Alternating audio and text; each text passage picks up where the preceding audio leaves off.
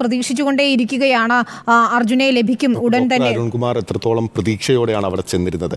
അദ്ദേഹം ആ ചെല്ലുന്ന സമയം മുതൽ അർജുനെ ഇപ്പോൾ ലഭിക്കുമെന്ന പ്രതീക്ഷ അദ്ദേഹത്തിന്റെ മുഖത്ത് റിപ്പോർട്ടിങ്ങിലെല്ലാം തന്നെ വ്യക്തമാവുകയുണ്ട്. ആ ഗ്രൗണ്ടിൽ എന്താണ് നടക്കുന്നത് എന്ന് എല്ലാവരേക്കാൾ ഉപരി ഫസ്റ്റ് ഇൻഫർമേഷൻ ലഭിക്കും. ഇന്ന് രാവിലെ ഈ സിഗ്നൽ ലഭിച്ചു. 8 മീറ്റർ താഴ്ചയിൽ ഈ ലോഹ സാന്നിധ്യം കണ്ടെത്തിയെന്നത് ഡോക്ടർ അരുൺകുമാറാണ് വളരെ പ്രതീക്ഷയോടെ അത്രയധികം ആവേശത്തോടെ പറയുന്നത്. കാരണം അതൊരു വലിയ പ്രതീക്ഷ തന്നെയായിരുന്നു. പക്ഷേ ഇപ്പോൾ അദ്ദേഹത്തിന്റെ വാക്കുകൾ നിരാശയോടെയാണ് നമുക്ക് കേൾക്കാൻ കഴിയുന്നത്. ഏറ്റവും പുതിയ അപ്ഡേറ്റുകൾ വരുന്നതും ഒട്ടും ആശാവഹമല്ല. പ്രതീക്ഷ കൈവിടുന്നില്ല. ഇല്ല, പ്രതീക്ഷ കൈവിടുന്നില്ല. അതെ, പ്രതീക്ഷയാണ് മുന്നോട്ട് നയിക്കുന്നത്. പക്ഷേ ഇനി തെരച്ചിലിന്റെ അടുത്ത ഘട്ടത്തിലേക്ക് പോകുന്നത് പുഴയിലേക്ക് കേന്ദ്രീകരിക്കുകയാണ് എന്നാണ് MLA ഉൾപ്പെടെയുള്ളവർ പറയുന്നത്. പക്ഷേ രഞ്ജിത്ത് ഇസ്രായേലി ഇത്തരത്തിൽ പലയിടങ്ങളിലും ദൗത്യം പൂർത്തിയാക്കിയിട്ടുള്ളയാളാണ്. ഉത്തരാഖണ്ഡിൽ ടണലിലെ രക്ഷാദൗത്യത്തിൽ നിർണായക പങ്കുവഹിച്ചയാളാണ്. അദ്ദേഹം ഇപ്പോഴും ഉറച്ചു വിശ്വസിക്കുന്നത്. ഇന്നലെ ഏറ്റവും അവസാനം ഏറെ ദീർഘനേരം അദ്ദേഹം സംസാരിച്ചത് മീറ്റ് ദ എഡിറ്റേഴ്സിൽ നമ്മുടെ എഡിറ്റർമാരോടായിരുന്നു. അപ്പോഴും അദ്ദേഹം പറയുന്നത് ഇതിൻ്റെ പല സാധ്യതകൾ പരിശോധിക്കുമ്പോഴും ഇത്രയധികം അനുഭവങ്ങളുടെ കൂടി പശ്ചാത്തലത്തിൽ ഞാൻ മനസ്സിലാക്കുന്നത് ഈ മണ്ണ് അടിഞ്ഞു കിടക്കുന്ന സ്ഥലത്ത് തന്നെ ആ ലോറി ഉണ്ടാകുമെന്നത് തന്നെയാണ്. അത് സംബന്ധിച്ചുള്ള പരിശോധനകളാണ് നടത്തുന്നത്. അതിൻ്റെ ഒരു ഭൂമിശാസ്ത്രമോ സാഹചര്യമോ എന്തു തന്നെ ആയാലും ഇപ്പോഴും നമ്മളും ഉറച്ചു വിശ്വസിക്കുകയാണ് അവിടെ ആ വാഹനം ഉണ്ടായിരിക്കുമെന്നത്. എല്ലാ സാധ്യതകളും പരിശോധിക്കട്ടെ. അർജുനെ നമുക്ക് തിരിച്ചു കൊണ്ടുവരണം. അർജുന്റെ വാഹനം ഇന്ന് തന്നെ കണ്ടെത്തണം. അതിന് കഴിയുമെന്നാണ് പ്രതീക്ഷിക്കുന്നത്. പക്ഷേ മണിക്കൂറുകൾ മാത്രമാണ് ഇനി ബാക്കിയുള്ളത്. ഇപ്പോൾ സമയം 4 മണിയാവുകയാണ്. അതുകൊണ്ട് രക്ഷാപ്രവർത്തനം ഇന്നത്തെ മണ്ണുമാറ്റൽ പ്രക്രിയ എത്ര സമയം പോകും എന്നൊരു ചോദ്യമുണ്ട്. 3 മണിക്കൂർ കൂടി ഏറി വന്നാൽ അല്ലെങ്കിൽ 4-5 മണിക്കൂറുകൾ കൂടി പോവുകയായിരിക്കും. നേരം ഇരുട്ടിയാൽ അവിടെ മണ്ണിടിച്ചിൽ സാധ്യതയുള്ളത് കൊണ്ട് തന്നെ ഈ മണ്ണ് മാറ്റുന്ന പ്രക്രിയ എത്രത്തോളം ദുഷ്കരവുമാണ്. അത് നമ്മൾ സമ്മതിക്കുന്നു. അവിടെ മണ്ണ് മാറ്റുന്നത് ദുഷ്കരമായൊരു പ്രക്രിയയാണ്. പ്രത്യേകിച്ച് അരുൺകുമാർ ചൂണ്ടിക്കാട്ടിയ പ്രധാനപ്പെട്ട ഒരു പോയിന്റ്, എങ്ങനെയെങ്കിലും ഇതൊന്ന് അവസാനിപ്പിക്കണമെന്ന് ആഗ്രഹിക്കുന്ന പല ആളുകളുണ്ട് അവിടെ. ഒരു രക്ഷാപ്രവർത്തനം എന്ന പേരിൽ, തിരച്ചിൽ എന്ന പേരിൽ രക്ഷാപ്രവർത്തനം നടത്തുന്ന ആളുകളുണ്ട്. അവരെല്ലാം സംബന്ധിച്ച് അനുകൂലമാകുന്ന സ്ഥിതിയാണ് ഉള്ളത് എന്നുള്ളതാണ് ഏറ്റവും സങ്കടകരമായ കാര്യം. എന്തായാലും പോയിന്റ് എ ഇന്ന് വൈകുന്നേരത്തോടു കൂടി പൂർണ്ണമായും ഉപേക്ഷിക്കുകയാണ്. പിന്നീട് പോയിന്റ് ബിയും പോയിന്റ് സിയുമാണ്. പോയിന്റ് ബി എന്ന് പറയുന്നത് പുഴയുടെ ഓരത്താണ്. അരുൺകുമാർ നിൽക്കുന്നതിൻ്റെ മുകൾ ഭാഗത്ത് മണ്ണിടിഞ്ഞ് കിടക്കുന്ന ഭാഗത്താണ്. അതിനുശേഷം പോയിന്റ് സി എന്ന് പറയുന്നത് പുഴയിലാണ്. ഈ ആശങ്കപ്പെടുത്തുന്ന കാര്യം ഈ പോയിന്റ് ബിയെ സംബന്ധിച്ചാണ് ബിനിൽ. കാരണം നമ്മൾ ആദ്യ ദിവസങ്ങളിൽ ഈ പല മാധ്യമങ്ങളും അവിടെ എത്തിച്ചേരുമ്പോൾ, റിപ്പോർട്ടർ സംഘം അവിടെ എത്തിച്ചേരുമ്പോൾ ഈ മണ്ണ് നീക്കുന്നത് കാണുന്നുണ്ടായിരുന്നു.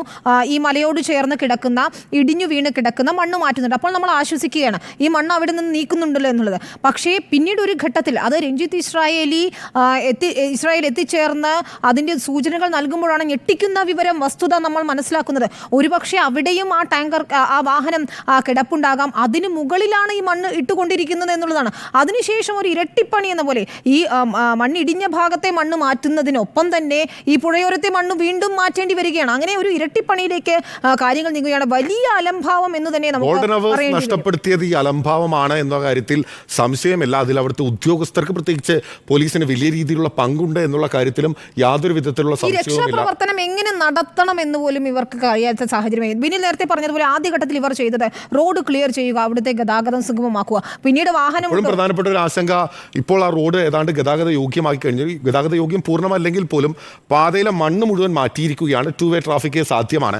അപ്പോൾ ഈ റോഡ് തുറന്നു കൊടുക്കുമോ എന്നുള്ള വലിയ ആശങ്കയുണ്ടായിരുന്നു. എന്തായാലും ആർജവമുള്ള ഒരു MLA അവിടെ ഉള്ളതുകൊണ്ട് തന്നെ, അവിടുത്തെ ഭരണ നേതൃത്വം ഉള്ളതുകൊണ്ട് തന്നെ ആ റോഡ് പൂർണ്ണമായും ഗതാഗതത്തിന് തുറന്നു കൊടുക്കില്ല എന്നുള്ളത് ആശ്വാസകരമായ ഒരു കാര്യമാണ്. അതുകൊണ്ട് തിരച്ചിൽ സുഗമമായി നടക്കും. നോക്കൂ, അവിടെ ട്രാഫിക് പുനഃസ്ഥാപിച്ചാൽ നമുക്കറിയാവുന്നതുപോലെ തന്നെ രാജ്യത്തെ ഏറ്റവും പ്രധാനപ്പെട്ട വ്യാവസായിക സാമ്പത്തിക ഇടനാഴികളിൽ ഒന്നാണ്, റൂട്ടുകളിൽ ഒന്നാണത്.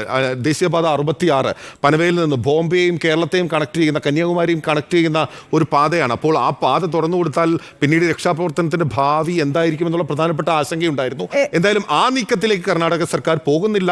ദേശീയപാത അതിർത്തി കടക്കുന്നത് MLAയുടെ നിശ്ചയദാർഢ്യം ഒന്നുകൊണ്ട് മാത്രമാണെന്ന് നമുക്ക് പറയേണ്ടി വരും. ഏതായാലും ഇന്നത്തോടെ ആ കരയിലെ തിരച്ചിൽ പൂർണ്ണമായി, അല്ലെങ്കിൽ മണ്ണ് മാറ്റുന്ന പ്രക്രിയ, പരിശോധന പൂർണ്ണമായും അവസാനിപ്പിക്കുന്നതിന് തന്നെയാണ് ശ്രമിക്കുന്നത് ഈ ദൗത്യസംഘം എന്നാണ് മനസ്സിലാക്കാൻ കഴിയുന്നത്. പക്ഷേ അവിടെയും ഇനി മണിക്കൂറുകളുണ്ട്. 4-5 മണിക്കൂറുകളുടെ പ്രതീക്ഷ നമുക്കുണ്ട്. മണ്ണിനടിയിൽ ആ വാഹനമുണ്ടെങ്കിൽ ഇന്ന് രാവിലെ ലഭിച്ച റഡാർ സിഗ്നലുകൾ അനുസരിച്ച് നടത്തുന്ന, ഒരു ഭാഗം തന്നെ കേന്ദ്രീകരിച്ച് നടത്തുന്ന ഈ മണ്ണ് നീക്കത്തിൽ ആശാവഹമായി എന്തെങ്കിലും ലഭിക്കുമെന്നൊരു പ്രതീക്ഷ തന്നെയാണുള്ളത്. തൊട്ടടുത്ത് തന്നെ പുഴയോരത്തുള്ള, മറുഭാഗത്ത് പുഴയോരത്തുള്ള മണ്ണും അടിഞ്ഞുകൂടിയ മണ്ണും നീക്കിക്കൊണ്ടേയിരിക്കുകയാണ്. അവിടെ കൂടുതൽ മണ്ണ് ഡംപ് ചെയ്തത് വലിയ സങ്കീർണതയുണ്ടാക്കിയിരുന്നു. പക്ഷേ ആ മുകൾ ഭാഗത്തെ മണ്ണ് നീക്കിയിട്ടുണ്ട്. അടുത്ത ഘട്ടമായി അടുത്ത ലെയറായി ഓരോ മണ്ണും ഓരോ ഭാഗത്തെയും മണ്ണ് മാറ്റുക എന്നതാണ് അടുത്തതായി ലക്ഷ്യമിടുന്നത്. റഡാർ സിഗ്നൽ അവിടെയും കാണിച്ചിട്ടുണ്ട്. പക്ഷേ നേരത്തെ MLA പറഞ്ഞതുപോലെ തന്നെ അത് ഏതെങ്കിലും തരത്തിലുള്ള ധാതുക്കളോ ഇരുമ്പിന്റെ അംശമോ ഒക്കെ ആവാനുള്ള സാധ്യതയുമുണ്ട്. കാരണം പശ്ചിമഘട്ടത്തിലെ മണ്ണായതുകൊണ്ട് തന്നെ അത്തരത്തിൽ അടിഞ്ഞുകൂടിയ മണ്ണിൽ ലോഹ സാന്നിധ്യം ഉണ്ടാവുകയും ചെയ്യും. മറ്റൊന്ന് നേരത്തെ പറഞ്ഞതുപോലെ പുഴയിലാണ്. പുഴയിൽ രണ്ട് സാധ്യത അപ്പോഴുമുണ്ട്. ശക്തമായി ഈ മണ്ണ് ഒലിച്ചു വന്ന് ഈ വാഹനത്തെ തട്ടിത്തെറിപ്പിക്കാനുള്ള സാധ്യത. അത് നേരത്തെ നമ്മൾ കണ്ട ദൃശ്യങ്ങളിൽ ഒരു ബുള്ളറ്റ് ടാങ്കർ നമ്മൾ കണ്ടതാണ്.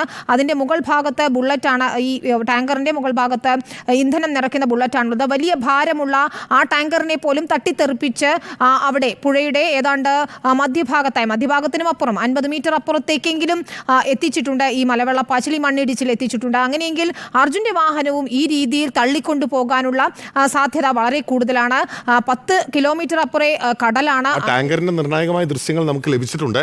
പ്രേക്ഷകരിലേക്ക് അല്പസമയത്തിനോടകം തന്നെ എത്തിക്കാം. HP-യുടെ ടാങ്കർ ആയിരുന്നു. കമ്പനിയാണ് അത് വലിച്ച് കരയിലേക്ക് കയറ്റിയിട്ടുള്ളത്. ഡ്രൈവറുടെ മൃതദേഹം ലഭിച്ചത് ഗോകർണം പോലീസ് സ്റ്റേഷൻ പരിധിയിലാണ്. കിലോമീറ്ററുകളോളം ഒഴുകിപ്പോയിരിക്കുന്നു. അപ്പോൾ പല സാധ്യതകൾ അവിടെ നിൽക്കുകയാണ്. അപ്പോൾ ദൃശ്യങ്ങൾ എന്തായാലും പ്രേക്ഷകരിലേക്ക് എത്തിക്കാം. 7 കിലോമീറ്റർ ദൂരത്തിലാണ് ആ ടാങ്കർ ലഭിച്ചിട്ടുള്ളത് എന്നുള്ളതാണ് ഏറ്റവും പ്രധാനപ്പെട്ട കാര്യം.